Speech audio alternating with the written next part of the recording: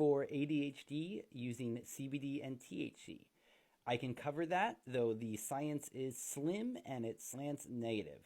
Though I would love to hear your stories about this because the science is contradictory and you hear a lot of positive things in the forum. So if you have personal experience with this, myself and all the other readers are all ears. I'm Lex Pelger. I do Canna education for CD Sciences, the makers of Plus CBD. First, this is the most recent review, and it went over 39 studies, though these aren't usually very good studies about efficacy. It's giving people neuropsychiatric tests and things like that. They didn't know how much CBD and THC were being used. But overall, looking at this hodgepodge of studies, they said that cannabis did improve symptoms in some studies, but most studies indicated that it worsened or had no effect on ADHD symptoms. Then contrast that with this review article. It looked at 15 different papers and said single case studies of patients treated with cannabinoids show that they reduce hyperactivity, improve focus, and control of impulsive behavior.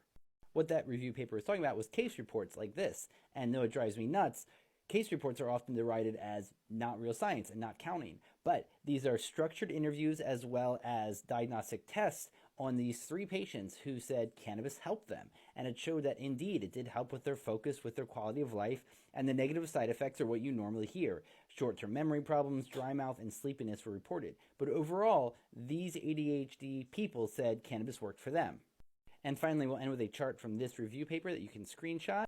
So here you have the effects of cannabis on ADHD patients. It starts with brain stuff like a narrow CFIG, which is cortical inferior frontal gyrus. Also changes to how the hippocampus and the cerebellum get activated, and then decreased dopamine transporter availability. ADHD seems to be linked up with your dopamine system, and this could be one of the ways that cannabis is modulating it.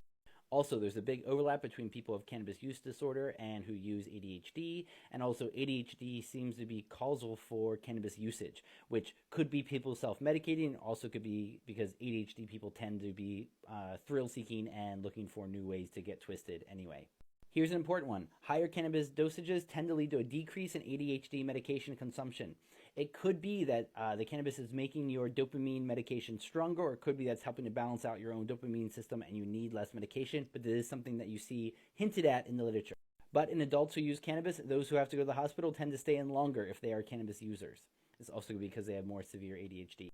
So after all that, time for the practical advice. I heard a lecture from Dr. David Bierman in California, and there are a lot of subtypes of ADHD, and it makes sense that it's going to work for some people and not for others. What he has seen is, for the subtype of ADHD inattentive, what is the most effective in his experience is high THC, so-called sativa-leaning, energetic types of cannabis.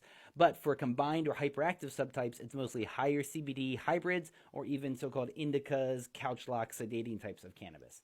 Overall, I would say start with a couple of weeks of CBD. Don't be afraid to experiment with higher levels because sometimes that's what it takes to balance people out. Then start introducing THC at lower levels and see what works for you. And if you already found the sweet spot of cannabis that works for your system, that's great. Just because the science isn't all the way there, if you found the solution that works for you, that's all that matters.